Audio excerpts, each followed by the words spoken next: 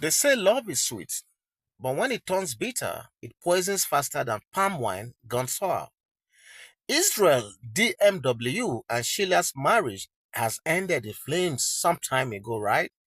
Yet their shadows still dance on the social media naked. Now she's giving marriage advice, and Israel is firing back. But the real question is, does a broken heart still have the right to speak on love? This is what I think a lot of people are asking at this moment. Okay? So they say a tree that bears no fruit is cut down, right? Love, fame, promises, they flourish or they fall. In the music world, especially when the spotlight gets hot, the cracks often show.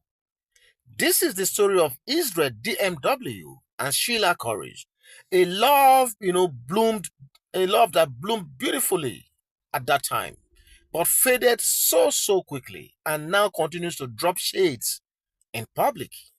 What went wrong, you want to know? Who is right and who is wrong right now, you want to know, right? And when someone's own marriage ends, does she lose the moral ground to speak on it? Stay with me, my people, because by the end, you will see more than just gossip right in this story. You will see lessons as well, as I always do in most of my stories. Israel Afari, popularly known as Israel DMW, logistic manager to Davido, married Sheila on October 20, 2022, in a colorful traditional ceremony in the ancient city of Benin City. It was a lavish affair, full of life, culture, and celebration. But barely 8 months later, the cracks began to show, and by late 2023, the separation was confirmed. The reason were a cocktail of allegations, infidelity, disrespect, domestic violence, and lifestyle clashes. Israel accused Sheila of being ungrateful, of trying to change him and set standards he could not meet. Sheila, in turn, claimed she was restrained, disrespected, and sidelined in major decisions like their wedding plans. From there, what started as whispers became a public drama. Sheila accused Israel of using their wedding to raise financial attention while ignoring her input. She said she lived in fear and was not carried along in the relationship, that Israel's behavior shifted soon after the vows were made. Israel, blunt as always, branded her as a gold digger, accused her of seeking clout on Instagram, and painted her as a woman trying to impose her standards on him. Allegations of emotional and even physical abuse surfaced online, with Sheila openly warning that if anything happened to her or her family, Israel should be held responsible. Their foundation had been built on mismatched expectations, and when it cracked, the whole house collapsed. Yes, you heard me well.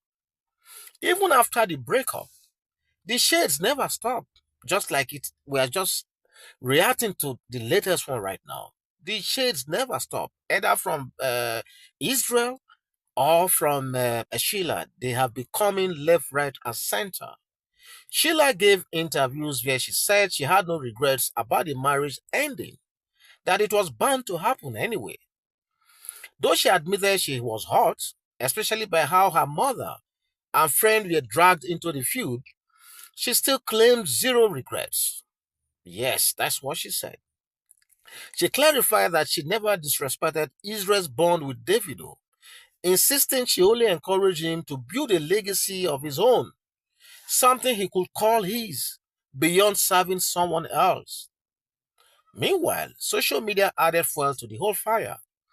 A video of Sheila in a nightclub surfaced, dancing and enjoying herself, which Israel himself shared. And if you ask me, why Israel would he share that kind of thing?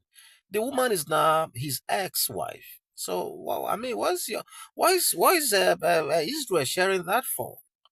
Well, this is just my own personal opinion. I think he didn't need to do that.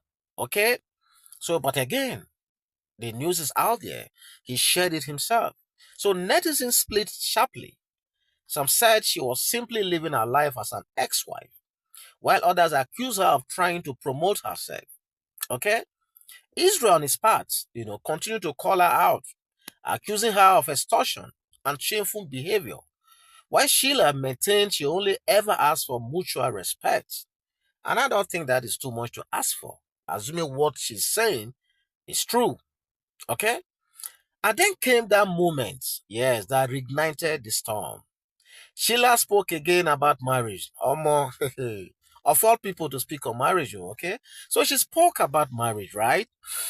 Dropping words that sounded like advice, stressing that every marriage has its battles and that partners must learn to endure patience and resilience. Well, nice talk, you want to say, but did she also give that in her own marriage? Well, that is not the subject of this debate right now. Okay, so let me just continue. Okay, so that is what is alleged that she has said, that partners must learn to endure with patience and resilience. For some, her words carried wisdom. Yes, if you look at it on face value, that sounds really very nice to hear. That partners should, be patient, and they should also be resilient. That sounds really very nice to hear, right? So, but then, while some were saying that she spoke with wisdom, for others, they said what she said was dripped in hypocrisy.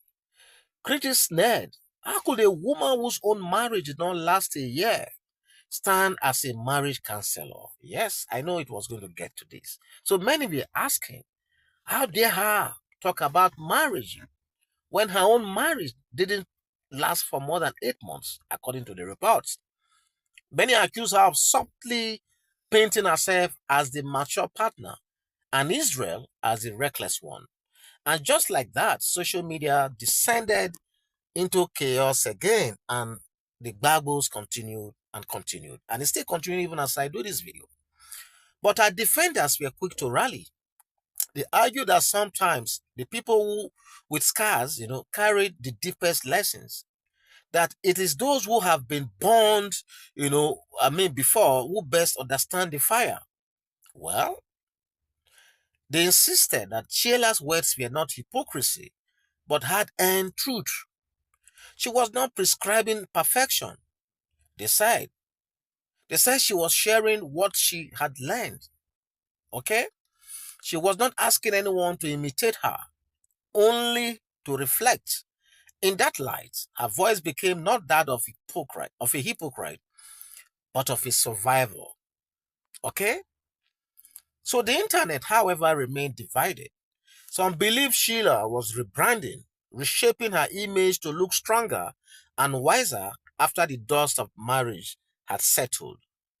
Others said no matter how polished her words, they would always sound like coded jabs at Israel. And so the cycle continued, each side unwilling to let go, both struggling with pride, pain, and the pull of public opinion. So why is it so hard for both of them to move on? Because I have been worried, and I've been asking myself this question.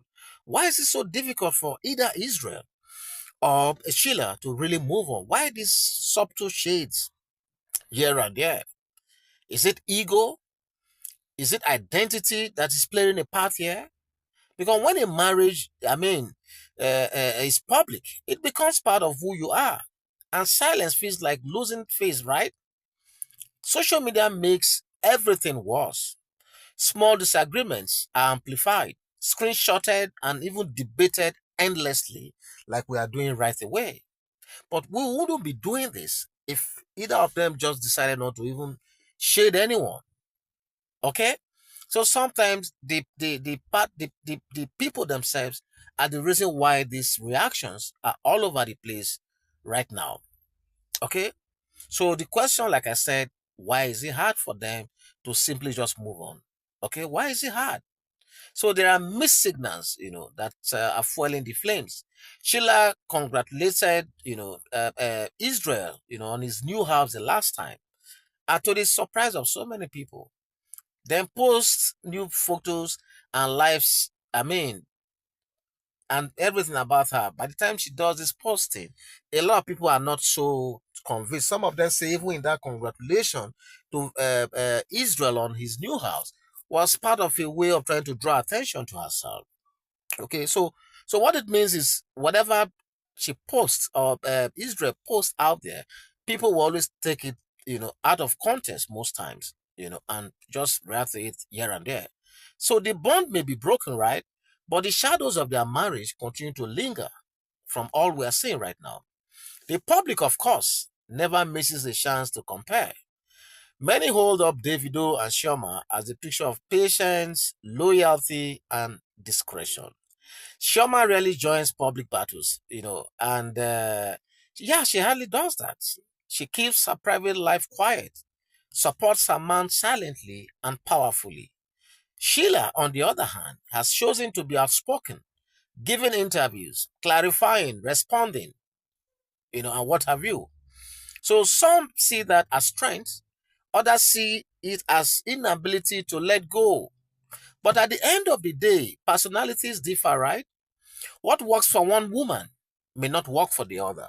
So that is why sometimes comparing Shoma, Davido, and Sheila may be too impossible to do. Okay, because these are two completely different human beings, with their distinct ways of life. Okay, so meanwhile, social media reacts with humor, sarcasm, and brutal honesty. Some mock Israel as an elder man with teenage brain. Oh my God, this is so brutally difficult to swallow right now. But here it is. Others have laughed at Sheila as well, saying, "You claim zero regrets, but you won't stop talking." Omo. So supporters, though, have defended her. She has a right to live her life, even dance in club. Critics drag Israel for still posting about her.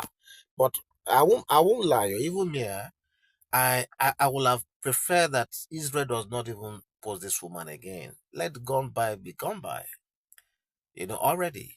Because for me it looks really childish that Israel is still doing that. Don't give this woman attention. And I hope she too will not do the same so that both of you can move on easily. But here we are. Israel is still posting her. Okay? So people are saying that for Israel to have been posted, it means, I mean, you cannot move on because they are saying if you have moved on, why does it still hurt so much? The comments, though funny, highlight a deeper truth that both of them are still bleeding, still holding on, still caught in a battle of narratives. But beneath this laughter and shades, there are lessons. Oh, I'm going to tell you, there are big, big lessons for everyone, including those of you who are hearing the sound of my voice at this time. And the lessons are this: before marriage, know what you value. Yes. Before you go into marriage, know what you value. Unspoken expectations are ticking time bombs. In relationships, boundaries matter, both during love and after breakups. Not every battle belongs online. When giving advice, speak with humility. Healing requires space, silence, and honesty. And above all, comparison is a dangerous mirror. Chief Shoma's journey is hers. Israel and Sheila journey is theirs. Each person must walk their own path without measuring themselves by other people's story. So I'm going to have this to say to Sheila at this time. To Sheila, my dear Sheila, silence sometimes is strength. Joy should be expressed, but not weaponized. Your words will always be preserved online. Choose carefully. And to Israel, yeah, my own Israel, let go of the need to win. Healing does not come from dragging the past into the spotlight. Respect your ex as a human and focus on rebuilding yourself. And to both of them, I say this: if marriage is over, let it be over with dignity. Seek peace, seek closure, and remember the way you end things will echo louder than how you began. And as the proverb says, when two elephants fight, it is the grass that suffers. Yeah, the elephants are wounded. I mean, are wounded themselves, because now these two elephants, they are already wounded, and the fight only deepens the pains in both of them. Love does not always die because the feeling the feeling vanish, but because respect gives way to resentment. In the end, closure is not handed to you by others, it is forged within. Sometimes the greatest love story is not the one where you stayed, but the one where you learn to love yourself again, quietly, with dignity, with no applause. And I just want to end this by saying, in love, silence can heal, but pride only destroys. What do you think? Wisdom or shade? Drop your thoughts below, my people. And don't forget to subscribe for more of this. Thank you, and God bless you. Bye bye.